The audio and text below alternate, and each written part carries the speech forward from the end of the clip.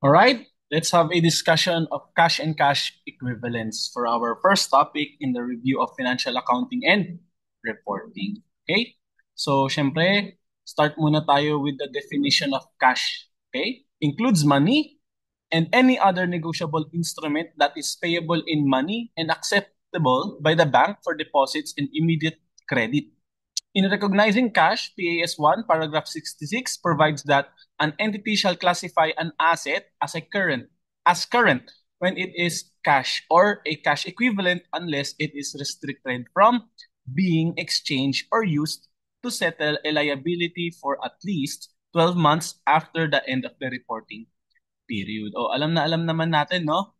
To consider the definition, yan ay number one, money or other negotiable instrument. For example, would be a check. Okay? Immediately dapat siya pwedeng maging cash. Immediately credited as cash. Okay? So, we can now begin for our classification. Okay? Pero syempre, mapapadali natin yung classification kung alam natin anong ibig sabihin ng ating binabasa. So for this one, kailangan muna natin i-discuss ano yung definition ng mga per cheque. Okay? So, we have checks refer to a form of negotiable instrument that is written, signed, and dated which enables the bearer to receive a sum of money from a bank. Ibig sabihin, pag inabot itong cheque sa bangko, papalitan ng pera. So in that case, it is part of our cash, yung cheque natin. Okay? Traveler's check naman is a fixed denomination note issued by a non-banking financial institution, generally called traveler's cheque, for facilitating international travels to carry and pay traveling costs safely in their travel. So dati kasi, di ba, dating panahon wala pang foreign currency. So syempre gumagawa tayo ng traveler's check. This is good as cash as well. Okay? Manager's check naman, check din to pero mas secure lang siya compared sa iba. Okay? Secured check siya. Post-dated check naman, we have a treatment dito ha. Ang post-dated check, na-issue siya, check written, pero dated in a future date. Okay, so ibig sabihin, dependent pa to mamaya pag-usapan natin yung treatment sa kanya. Okay, basta alam natin, cheque siya, pero naka-date siya for another period. For example, yung cheque ko January, nag-issue ako ng check this January, pero naka-date sa kanya February. So, bawal ko siya ma-withdraw unless dumating yung date na yon. Okay? So, stale check naman, keyword natin dito, yan ay na-issue na pero hindi withdraw within 6 months. Okay? A check that is received but not withdrawn within 6 months. So, stale na siya. Sir, ano naman ang stale check? Bawal na ba yan mabawi? Well, pwede ka naman magpa-issue ng bago. Okay? So, undelivered check naman, nag-issue ka ng cheque or nag-issue ka ng cheque, hindi mo pinadala sa mismong supplier. Okay? Undelivered check tawag dyan. Okay? O cashier's check naman leaves no doubt that the funds represented by the check are real. O in that case, cheque pa din ang treatment sa kanya. Okay? Certified check naman assures the payee that the funds are in the bank. So alam ng bangko na merong ganitong amount, no? Next, bank draft. A bank draft is part of other negotiable instrument other than yung check natin, no? So bank drafts naman very similar with a check when you give it to the bank, papalitan ng bangko yan ng pera. So this is more highly secured form of payment, no? So, we have bank overdraft naman, a negative balance in a bank account caused by overpayment of checks in excess of depositors' account. So, we have a treatment naman dito. Kung may bangko ka, negative yung laman. Okay? Money order naman is in the form of certificate commonly used by the government or banking institution that allows the stated payee to receive cash on demand. O ganun din, pag inabot daw yung money order, yan ay magiging pera. Okay? Mapapalitan ng pera. We have compensating balances naman, an amount that a borrower must maintain. O take note naman sa compensating balance, yan ay yung literal, yung depende na lang anong treatment sa balance mo, restricted or not. Okay? So, syempre, we all know na kailangan natin may natitira sa bangko natin. Okay? Hindi pwedeng naka-zero. Okay? Now, demand deposit naman refers to a checking account balance. O, demand deposit, a checking account din yan. Okay? So, NSF check, DAOD, DAIF, anong definition yan? Non-sufficient fund, drawn against insufficient fund, drawn against uncleared deposit. So, lahat to ay walang laman or kulang yung fund natin. Okay? IOU means may utang ako sa iyo. Ibig sabihin, okay? IOU, yun yung ibig sabihin, IOU. Okay? Tsaka advances from employees, tsaka employee bill. Lahat to receivable. Cash that is loaned to employee. Pinautang natin ang empleyado natin. So, ito na lang kasi class, baka makita nyo, kasi ito, bulol kasi ang mga tao, no? Pag sasabi veil ang sasabihin. Boss, pabali. Veil pala ang gusto sabihin, no? Tsaka yung words, ingat kayo, advances to, not from. Make it to employees, okay? Advances to employees, okay? Okay. So, let's begin.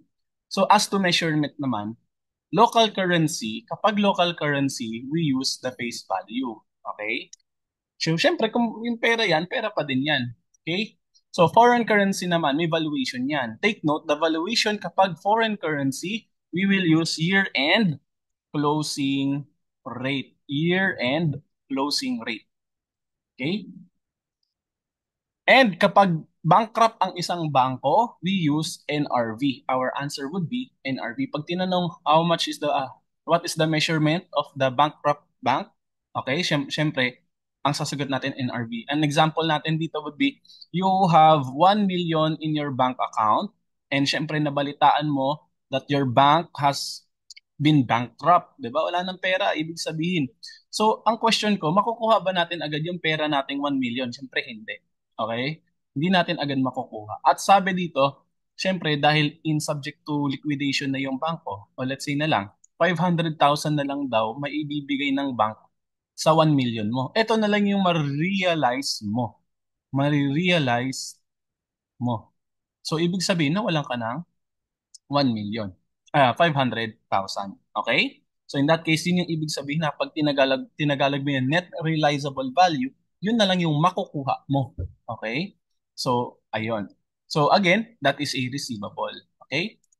So, composition ng cash natin simply be cash on hand, cash in bank, and cash fund. Kaya dito sa topic na to, medyo difficult kasi marami siyang listahan.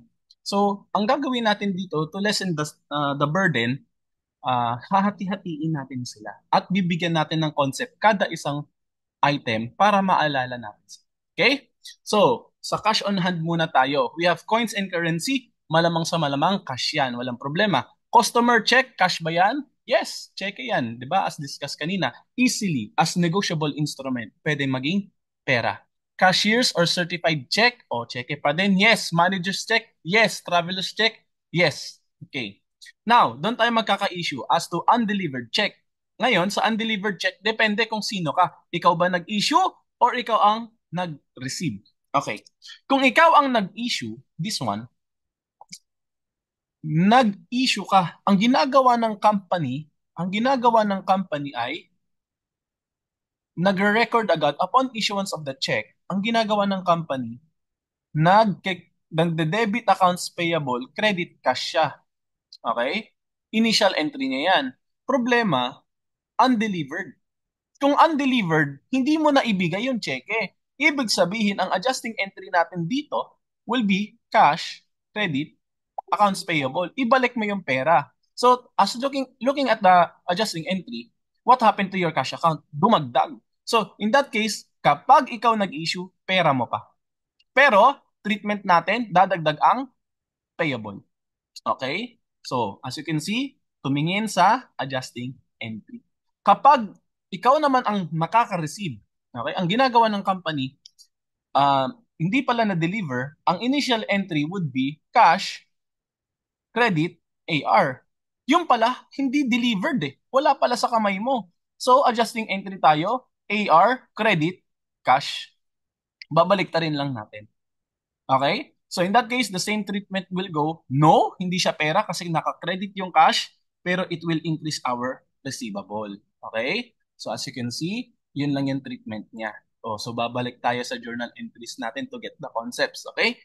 Pero to make this topic much easier, ang gagawin ko na lang, itong tatlong to, ipagsama-sama ko to. Okay? Yung mismong adjusting entry nila pareho. Pero iba-iba kwento. Oh. Next naman natin, stale check. O sa stale check naman, kung ako ang nag-issue, nagbayad ako kay Sir Lester. Pero, nag-stale. Makulit si Sir Lester eh. Nag-send ako dito. A debit AP, debit AP,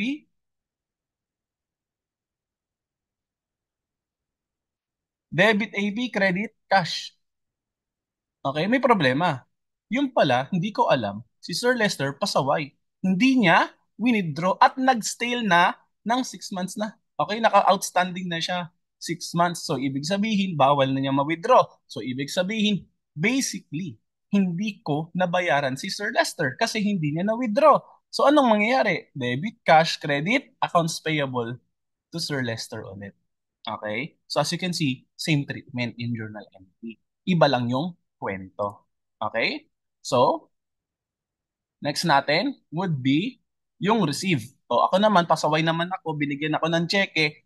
Dapat, binigyan ako ng cheque, cash, credit, AR, ginawa ko. Okay na sana. Problema, pasaway din pala ako.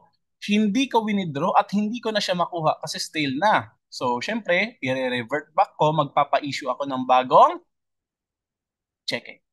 Okay? So, ibig sabihin, as you can see, the treatment is not cash kasi bawal mo naman ma-withdraw. Okay? Kung nasa point of view ka ng naka-receive. Okay? Next natin. We'll go to NSF check. Very similar, pero di ko lang nadagdagan. NSF check naman would be still same treatment as a receivable. Okay? So, dahil nga walang laman, pero syempre, it depends kung ikaw nag-issue or hindi. Okay? So, same treatment lang tayo. Kapag ikaw nag-issue, pera mo pa yan kasi wala ka namang binayaran. At kapag hindi, syempre, ikaw naka-receive, receivable mo pa. Okay? Very similar lang yung kanilang adjusting entry. Okay? So we have IOU naman. Syempre, IOU, utang yan ng empleyado natin. So syempre, no. Anong treatment? Receivable as well. Okay? We have other negotiable instrument. Alam natin yung bank draft and money order. Once binigay natin yan, papalitan ng pera. Ano yung bank draft ulit? Mas secured siya compared to a check, di ba?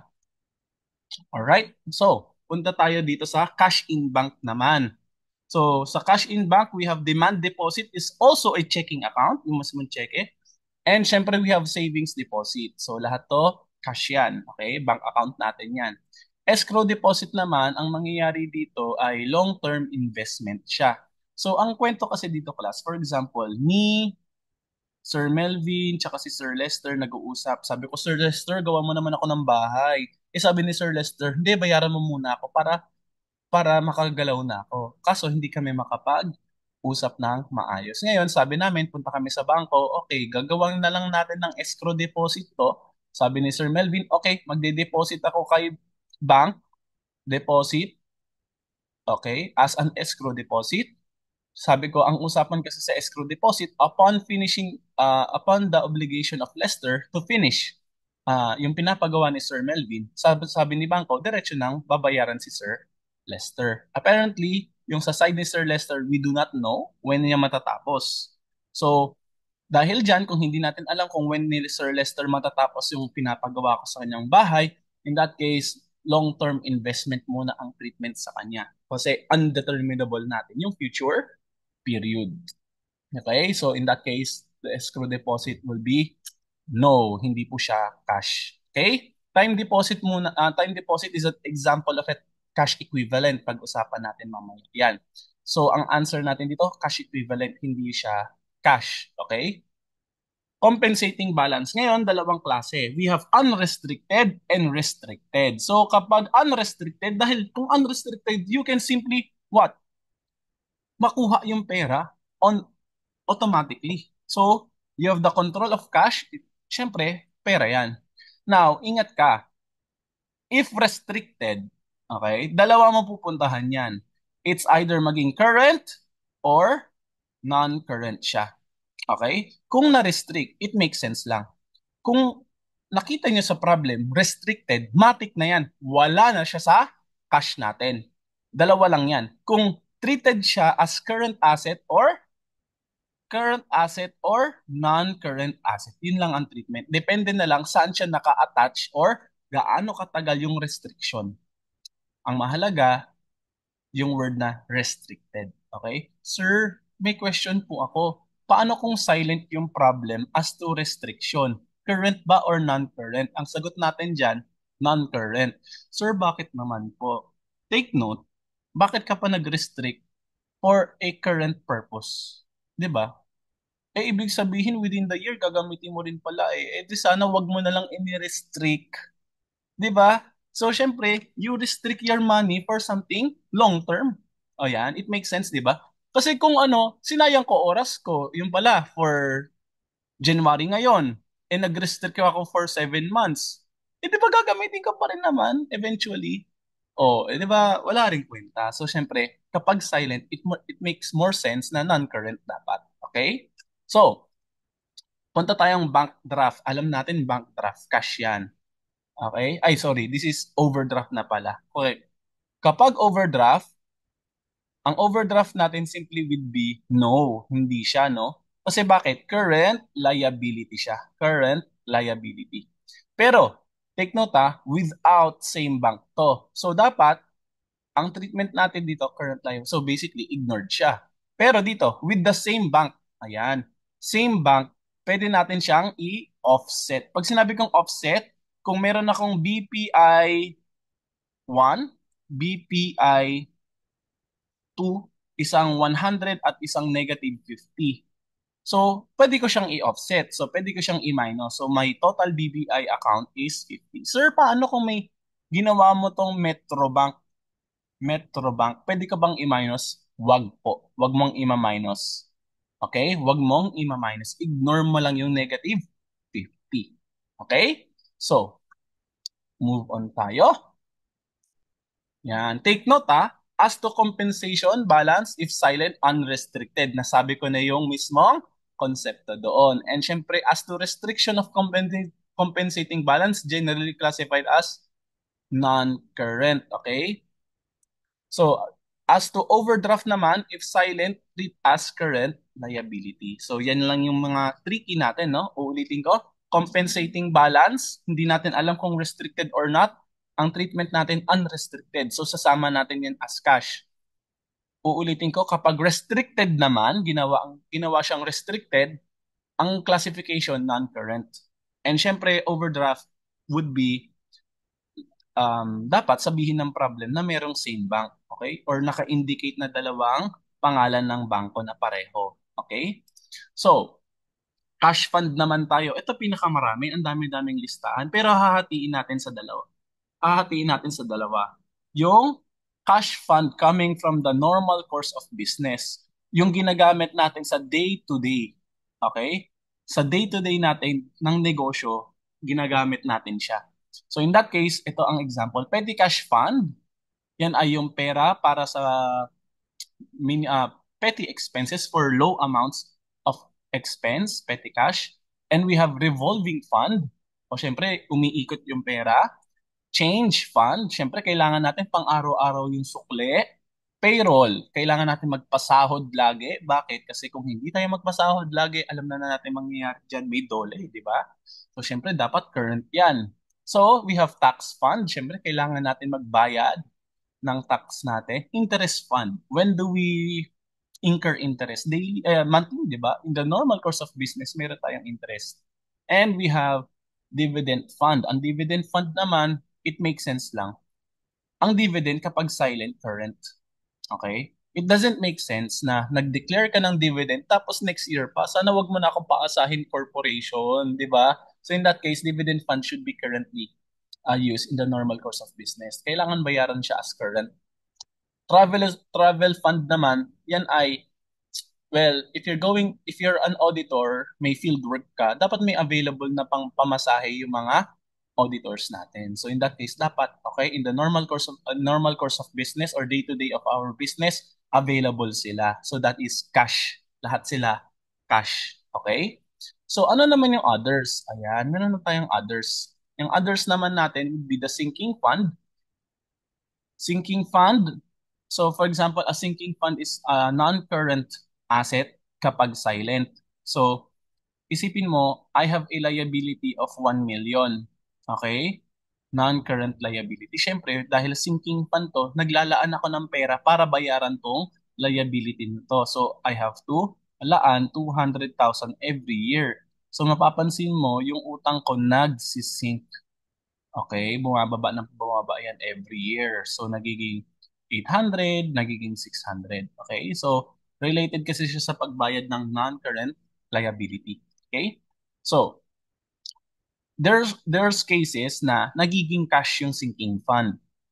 Ang sinking fund, part siya ng cash if yan ay current liability na. Okay? Siya lang yung medyo tricky dito, no? So, in that case, that will be classified as cash kapag yung mismong liability na babayaran niya, current. Okay? Pension fund naman. Okay lang ba tayo mag-incur ng pension? Di ba? After ng employment pa. So matagal. So non-current asset pa. Plant acquisition and depreciation fund. Siyempre related yan sa dalawang yan, di ba? So this is PPE. So ang nyari dito, treatment natin sa kanya would be um, non-current as well. Okay, maglalaan tayo ng pera for the plant acquisition natin. Okay? So we have contingency fund and insurance and preference redemption fund.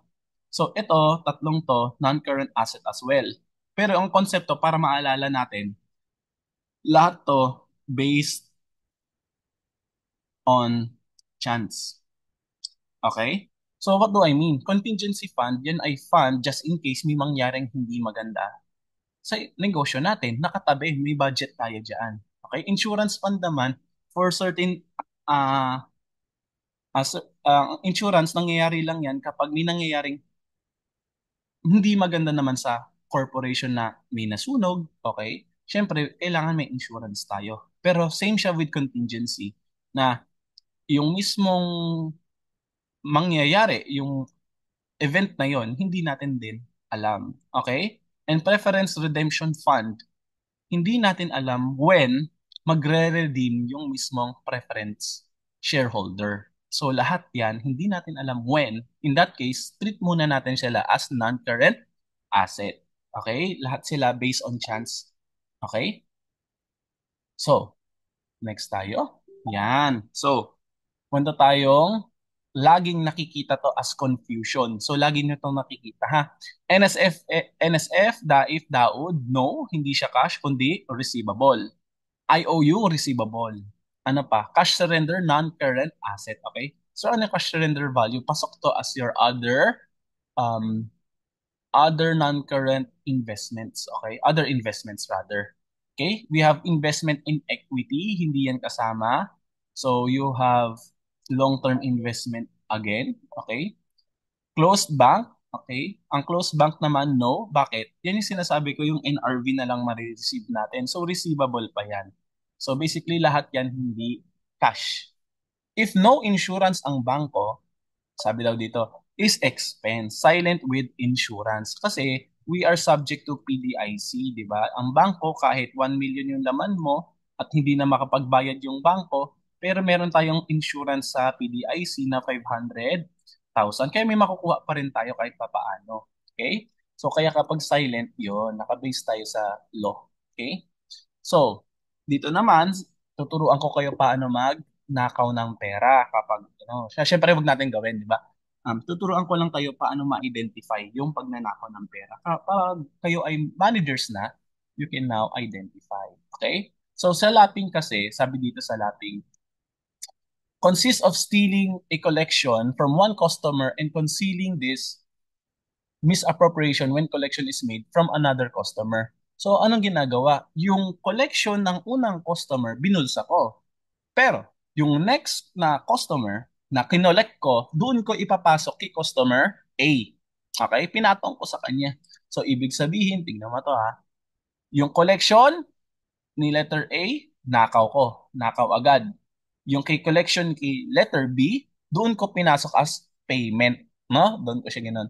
So, as you can see, nag-overlap yung paglagay ko ng payment nila. Okay? Dapat kay letter A, dapat kay letter A yung collection, binulsa ko.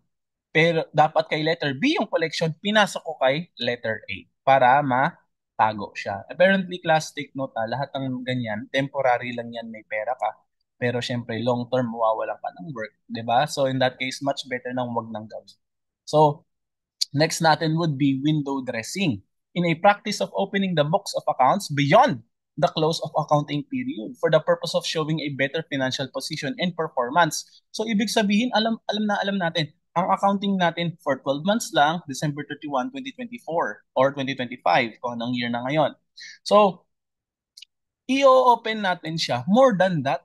So, for example, my date is December 2024. Okay? Bubuksan ko siya hanggang January 2025. Eh, di ba may closing entry tayo? Dapat wala nang papasok. Di ba? Wala nang papasok na records. Kaya nga window dressing eh. Gusto natin magmukhang maganda ang records natin sa FS natin. Okay? Ito tayo. Window dressing, di ba? Maganda. May flower dito.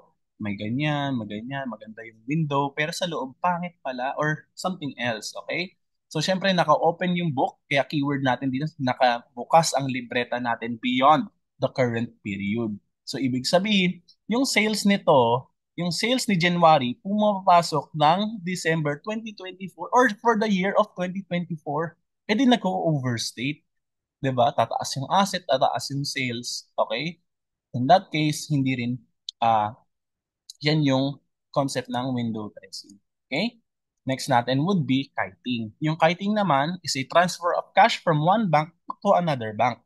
Kiting is usually employed at the end of the month. Kiting occurs when a check is drawn against a first bank and depositing the same check in a second bank to cover the shortage in the latter banks.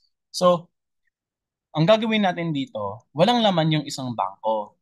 Okay? You have Bank A and Bank B. Yung Bank B, walang laman. You have Bank A, may 250. Okay?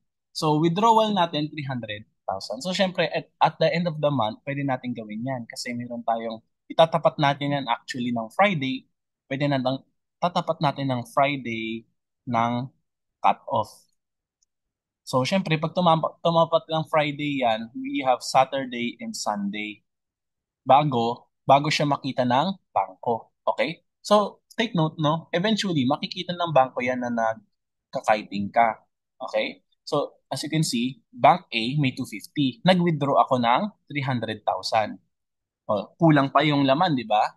Pero syempre, hindi ko i-record sa books ko. Hindi ko i-record sa books ko na ako ay nag-withdraw ng 300,000. Pero, ipapasok ko siya kay Bank B. Siyempre, ang receipts nito, ire-record ko agad, 300,000. Pero hindi ko dinidak yung disbursement. Okay? So, ibig sabihin, at the end of the month, nakatapat dyan, ang total ko talaga would be 5,500. Napalobo ko siya. Okay? Ang taas ng nilobo, no? 300,000. So, in that case, this is your tithing. Lalaroin lang natin yung float. Pero syempre, eventually, you have 2 days para hanapin yung 300,000 na to. So, you have Saturday and Sunday, no? Para hanapin yung pera na yan. Okay? So, syempre, that is our kiting. Pero there's another technique for me, no? Na para pag nagkita nyo sa theory questions, which one? Okay? Kapag lapping, ang topic niya is regarding pagnanakaw ng collection ng AR. So, kapag nakita mo sa pagbasa mo ng theory, merong AR collection, tapos regarding fraudulent activities ng cash natin, AR, lapping agad iisipin nyo. Ang keyword naman natin sa kiting, kapag regarding naman sa bangko. Pag may nakita ka regarding sa bank, tapos fraudulent activity, tsaka bank yung topic, that would be kiting. And window dressing naman, kapag naka-open ang books, opening of books. Yan yung keywords natin para makita natin, sagot agad pagtingin natin. Okay? Sige. Move on. Ayan. cash equivalent naman tayo. So under cash equivalent, PAS 7, paragraph 6 defines cash equivalent as short-term and highly liquid investment that are readily convertible into cash and so near their maturity that they present insignificant risk in change in value because of change in interest rate. Recognition only debt instrument.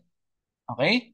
So debt instrument kasama ha. So acquired within 3 months or less before their maturity date can qualify as cash equivalent. So, ibig sabihin, at the moment you purchase, okay, yung cash equivalent, dapat 3 months na lang, okay, 3 months na lang, maturing na siya.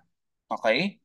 Hindi yung mismong bumili ka ng 1 year, tapos after 9 months, 3 months na lang. Hindi ganon. Dapat from the moment na binili mo, 3 months na lang bago siya maging cash equivalent. Okay? There's a difference ha. Take note, equity securities are not included because they do not mature. Walang maturity ang equity, yung debt instrument meron, di ba? So, except preference share with mandatory redemption can qualify as cash equivalent. Oo. Iba to ha. Preference share with mandatory redemption. So that is cash equivalent. Pero yung fund, non-current, yon magkaiba naman yung terms nila ha. Baka malito-litot na tayo. So ito ang examples natin sa cash equivalent. Meron tayong time deposit, certificate of deposit, money market, commercial paper, treasury bill, at preference share with mandatory redemption date. Lahat yan would classify as our cash equivalent. O take note ha, ingat kayo. May kamuka si certificate of deposit kanina. Si demand deposit. Okay. Ang certificate of deposit ay cash equivalent. Ang demand deposit ay cash. Okay? Bangko kasi yun. Okay? Ang money market ay cash equivalent, pero ang money order ay cash. Kasi cheque. Okay? Sige, ano pa? Wala nang magkamuka. So in that case, we classify it as cash equivalent. Lahat ng nasa listahan na ito. Okay? O ingat ka din dito sa preference, may kamuka, yung fund. Yung fund, non-current asset naman yun. So note, if silent, include as cash equivalent. O walang sinabi kung kailan binili, o in that case, pasok natin as cash equivalent. Okay? If acquired within 3 months, included. But if acquired more than excluded, treatment if within 12 months, treat as other current asset. Otherwise, non-current asset. Okay. So yun lang. Unless tanongin ng problem kung ano yung current and non-current natin. Okay? So take note, meron pa tayo. Treasury note. Pag treasury note, short-term investment yan. Usually, kapag note, 1 year yung kanilang tagal. Pag treasury bond naman, usually 10 years. Okay? And long-term ang investment ang treatment. Kapag may nakita kang treasury share, yan ay contra equity account. So ingat kayo, hindi porket ha. So anong treasury lang yung kailangan natin alalahanin? That would be treasury bill. Okay? Treasury bill. Okay? So that is our discussion on cash and cash equivalent.